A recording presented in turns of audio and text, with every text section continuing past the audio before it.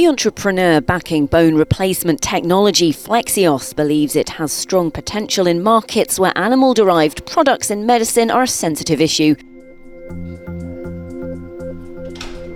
Euronews discussed the growth opportunities for FlexiOss with Maciej Maniecki from Medical Inventi at his office in Lublin, eastern Poland.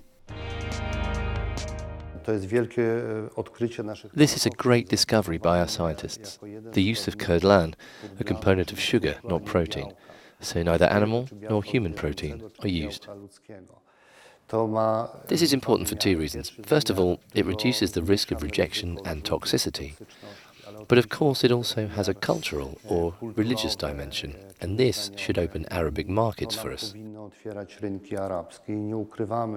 After entering the European market, we will be focusing on the Arab market as the second step.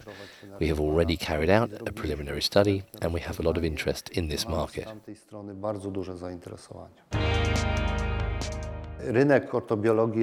orthobiology market is estimated to be worth around 2 trillion euros.